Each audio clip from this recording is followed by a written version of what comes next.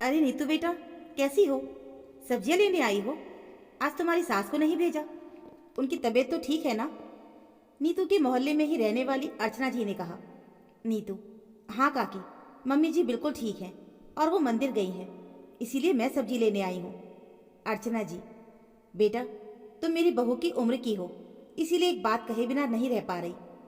मीना बहन ने बड़ी तकलीफों से रोहन बेटे को पाला है, तुम्हें तो पता ही होगा।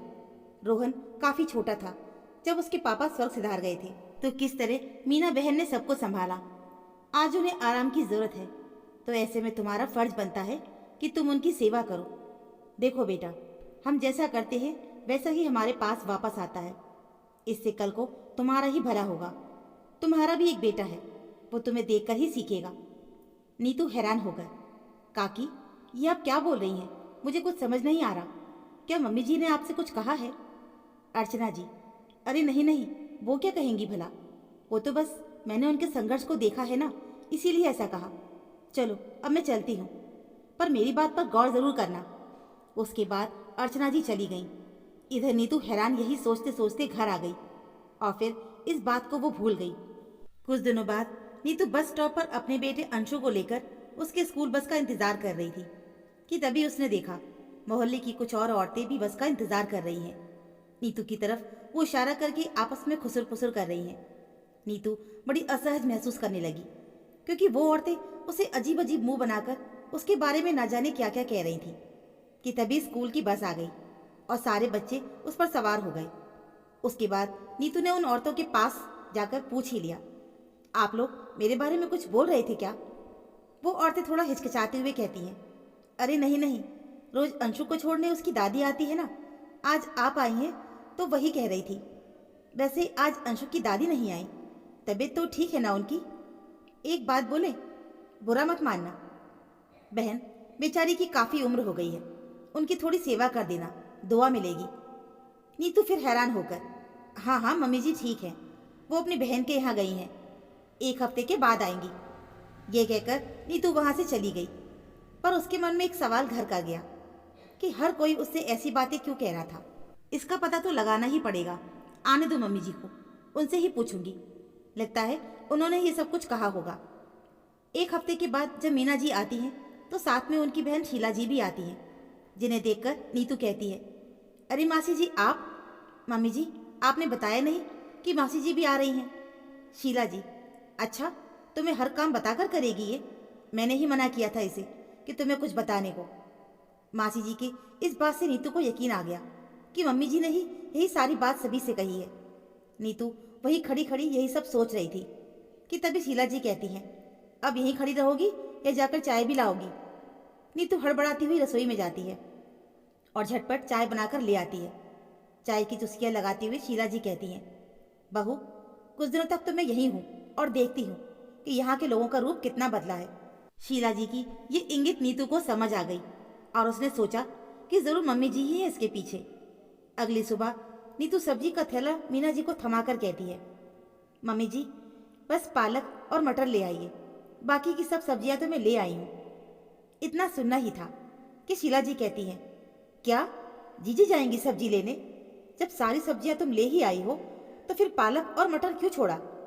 सुनो बहू, तुम्हारे बारे में सब सुना है मैंने, किस तरह तुम जीजी से सारा काम अपना करवाती हो। अरे मैंने तुम्हें बहुत अच्छा समझा था, पर तुम भी बाकी बहुओं की तरह ही निकली। इसकी उम्र ना सही, इसकी तकलीफ नहीं दिखती है तुम्हें? घुटनों के दर्द से ये इतनी तड़पती है, फिर भी बाजार जाना, अंशु को बस स्टॉप पर छोड़ना, इतना दौड़ाती हो तुम। तुम्हें शर्म नहीं आती है? आखिर तुम्हें भी एक दिन बूढ़ी ही होना है। मुझे तुमसे ये उम्मीद नहीं थी। मैंने तुमसे इसे और दौड़ाने को कहा था, तुम बस इतना ही दौड़ाती हो। अरे ये बहुत ढीठ है, जब तक इसके पीछे ना लगो ये कोई काम नहीं करेगी। ये कहकर शीला जी हंसने लगी, साथ में नैना भी। मीना जी, ये तुम दोनों क्यों हंस रही हो? शीला, और तुम ये क्या कह रही हो? शीला जी: हाँ, बहू ने मुझे सब बताया। तुम्हारे घुटनों में दर्द और बढ़ती कोलेस्ट्रॉल की वजह से डॉक्टर ने तुम्हें सैर करने की सलाह दी है, पर तुम बस दिन भर घर में बैठकर अपनी सेहत को बिगाड़ने पे लगी थी। नीतू को बड़ी चिंता हो रही थी तुम्हारी, तभी उसने मुझे फ़ोन किया और मैंने ही उससे कहा कि ये छोटे मोटे काम तुमसे कराया करे। अच्छे से जो ना माने तो एक दो और दो फटकार भी लगा दिया करे। और ये वही कर रही थी। और तुमने जीजी इसके बारे में पूरे मोहल्ले में ढिंढोरा पीट दिया। जीजी, बहू बुरी हो या अच्छी, घर की इज्जत को यूं सरेआम जो करोगी तो नुकसान तुम्हारा ही होगा। क्योंकि जब सेवा की जरूरत पड़ेगी ना तो कोई मोहल्ला नहीं आएगा। वो तो बस मैयत पर आकर थोड़ा रोग आकर चले जाएंगे, भले ही उनके घर हजार कलेश हों। पर तुम्हारे घर के बारे में जानकर उसमें आग में घी डालने का काम जरूर करेंगे। और ये मौका हम ही तो देते हैं उन्हें। नीतू कैसी है ये तुम्हें नहीं पता क्या? उसके इस बदले व्यवहार को देखकर तुरंत लग गई मोहल्ले में ढिंडोरा पीटने। तुमसे ये उम्मीद नहीं थी जीजी। मीना जी, हे भगवान, ये सब कुछ मेरे लिए कर रही थी और मैं अपने ही घर की इज्जत खुद ही नीलाम किए जा रही थी। माफ कर दो नीतू बेटा मुझे, अब कभी नहीं करूंगी ऐसा। और सैर पर भी जाऊंगी और अपना फैलाया हुआ रायता मैं खुद ही समेटूंगी। शीला जी, एक बात और नीतू, तो ये सैर पे ना जाए तो उसका खाना पीना बंद कर देना, क्योंकि बाकी सभी चीज़ों को छोड़कर ये रह सकती है पर खाना नहीं। देखना फिर कैसे ये सैर पर जाएगी, क्योंकि ये बचपन से ही चटोरी है। सभी ठहाके मारकर हंसने लगते हैं। दोस्तों, बहू बुरी हो या अच्छी, उसकी निंदा बाहर वालों के सामने करना उसे बुरा बना देता है।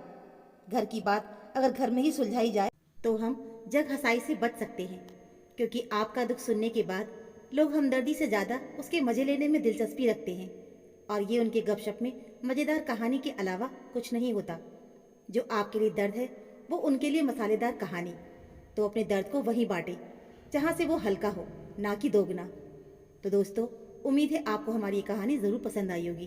कहानी अच्छी लगी हो तो प्लीज़ वीडियो को लाइक और चैनल को सब्सक्राइब ज़रूर कर लीजिएगा। मिलते हैं फिर एक और नई कहानी के साथ। तब तक के लिए धन्यवाद।